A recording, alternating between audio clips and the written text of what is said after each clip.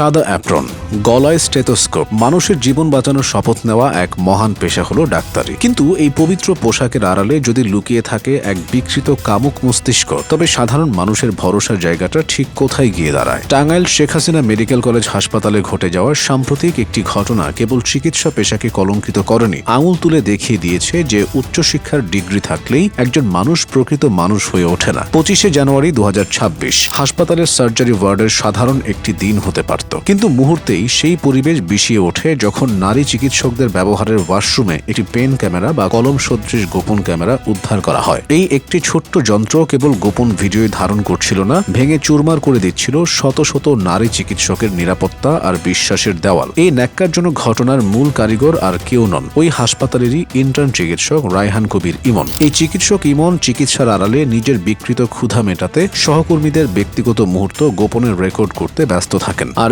এবার সেরকমই একটা ঘটনায় হাতে নাতে ধরা পড়েছেন তিনি। তবে এটাই প্রথমবার নয়। ইমনের বিরুদ্ধে এই অভিযোগ দীর্ঘদিনের। শুধু ওয়াশরুম নয়, অপারেশন থিয়েটারের ড্রেস চেঞ্জিং রুম থেকে শুরু করে হাসপাতালের বিভিন্ন সংবেদনশীল জায়গায় তিনি ক্যামেরা পেতে রাখতেন। তার লালসার শিকার থেকে রেহাই পাননি সিনিয়র চিকিৎসক, ব্যাচমেট কিংবা জুনিয়র শিক্ষার্থীরাও। ভুক্তভোগীদের দাবি, দীর্ঘদিন ধরেই ইমন তার বিকৃত ফ্যান্টাসি চরিতার্থ করতে এই কাজ করে আসছেন। শিক্ষিত সমাজের একজন প্রতিনিধি হয়েও জীবনে একজন মানুষ এতটা নীচ হতে পারেন তা আজ পুরো চিকিৎসক সমাজকে ভাবিয়ে তুলেছে। গল্পের আরেকটি পিঠ আরো ভয়াবহ। ইমনের স্ত্রী ডাক্তার নুরানী জান্নাত ঐশী, যিনি সামাজিক যোগাযোগ মাধ্যমে একজন জনপ্রিয় কন্টেন্ট ক্রিয়েটর হিসেবে পরিচিত। অভিযোগ উঠেছে, স্বামীর এই বিকৃত মানসিকতার কথা জেনেও তিনি তাকে দীর্ঘ সময় ধরে আড়াল করে গেছেন। যখন একের পর এক নারী সহকর্মী ইমনের লালসার শিকার হচ্ছিলেন, যখন প্রায় 20 থেকে 25 জন মেয়ে তার বিরুদ্ধে অশোভন আচরণের অভিযোগ তুলেছিলেন, তখন ঐশী ঢাল হয়ে দাঁড়িয়েছিলেন তার স্বামীর সামনে। এমনকি শুরুতে তিনি যুক্তি দিয়েছিলেন যে তার স্বামীর পেট ব্যথার সমস্যা আছে, তাই তিনি দীর্ঘক্ষণ ওয়াশরুমে কাটাতেন। একজন শিক্ষিত চিকিৎসক হয়ে স্বামীর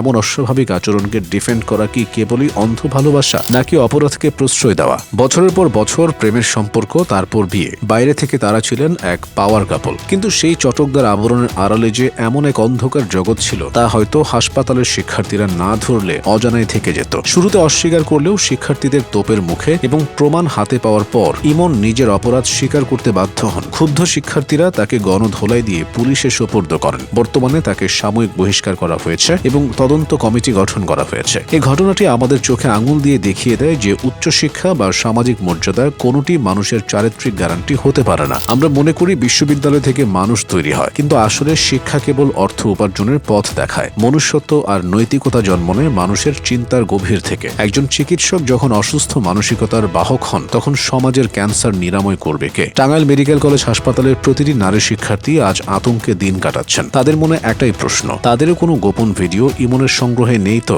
এই ট্রমা, এই নিরাপত্তাহীনতা কেবল একজন ইমনের শাস্তি দিয়ে হয়তো মুছে যাবে না, তবে দৃষ্টান্তমূলক বিচার নিশ্চিত করা গেলে ভবিষ্যতে কোনো শিক্ষিত বিকৃত মস্তিষ্ক এমন কাজ করার আগে অন্তত 10 বার ভাববে। সাদা অ্যাপ্রন যেন আর কোনো অমানুষের ছদ্মবেশে না হয়। অপরাধী কেবল রায়হান কবির ইমন একাই নন, যারা সত্য জেনেও মৌনতা পালন করেছেন তারাও সমানভাবে এই অপরাধের অংশীদার। মানুষের শরীরের ক্ষত সারানো চিকিৎসকের পক্ষে সম্ভব, কিন্তু সমাজের রন্ধ্রে রন্ধ্রে ঢুকে যাওয়া এই মানসিক পচন রোধ করার দায়িত্ব আমাদের সবার।